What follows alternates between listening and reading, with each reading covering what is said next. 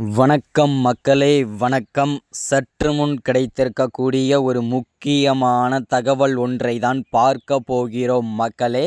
சற்று முன் போதைப் பொருள் கடத்தல் மன்னன் ஜாஃபர் சாதிக் தற்போது வாக்குமூலம் அளித்திருக்கிறார். இதனால் அமைச்சர் உதயநிதி தற்போது அதிரடியாக கைது செய்யப்பட்டிருக்கிறார்.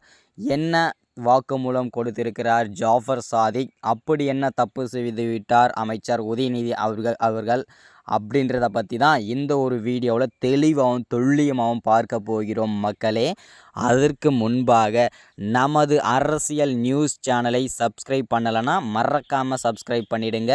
சப்ஸ்கிரைப் பண்ண உடனேயே பக்கத்தில் ஒரு பெல் பட்டன் வரும், அதை கிளிக் பண்ணி ஆல்ன்ற ஆப்ஷனில் போட்டு வச்சுக்கோங்க.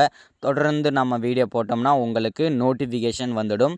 அதை பார்த்து தெரிஞ்சுக்க முடியும் மக்களே. இன்றைக்கி என்ன அரசியல் நியூஸ், இன்றைக்கி என்ன அரசியல் அப்டேட்ன்றதை தெளிவாகவும் துல்லியமாகவும் நீங்கள் தெரிஞ்சுக்க முடியும் மக்களே.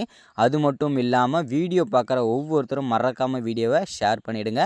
மறக்காமல் உங்கள் பொண்ணான கை எடுத்துகிட்டு லைக் பண்ணுங்கள். வாங்க வீடியோக்குள்ளே போகலாம். சற்று முன்பு கிடைத்திருக்கக்கூடிய ஒரு முக்கியமான பரபரப்பான ஒரு சோகமான தகவல்னு கூட சொல்லலாம்.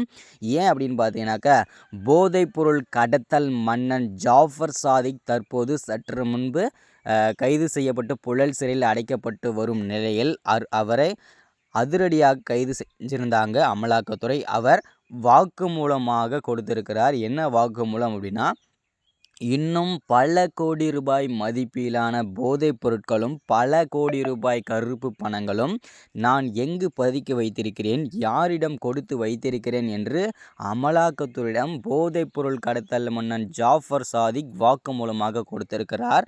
அந்த திமுகவின் முக்கியமான அமைச்சர் யார் அப்படின்னா, அமைச்சராக இருக்கும் விளையாட்டுத்துறை அமைச்சரான உதயநிதி அவர்களின் கொச்சி பண்ணை வீட்டில்தான் இந்த பல கோடி ரூபாய் மதிப்பிலான போதைப் பொருட்களும் பல கோடி ரூபாய் கருப்பு பணங்களும் நான் பதுக்கி வைத்திருக்கிறேன், அவரிடம்தான் கொடுத்து வைத்திருக்கிறேன் என்று அமலாக்கத்துறையிடம் ஒப்புக்கொண்டு விட்டார். வாக்குமூலமாக கொடுத்து விட்டார்.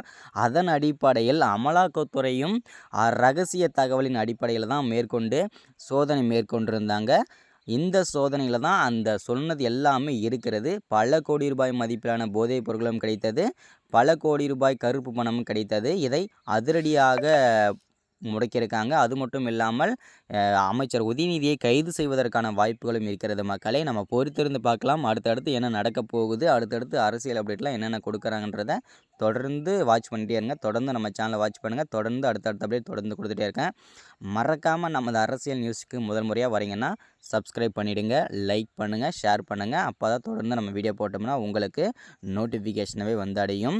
ஸோ இதுதான் வீடியோவில் அப்டேட்டாக கொடுக்குறது. அடுத்த வீடியோவில் தொடர்ந்து பேசலாம். சப்ஸ்கிரைப், லைக், ஷேர் பண்ணுங்கள். தேங்க்யூ.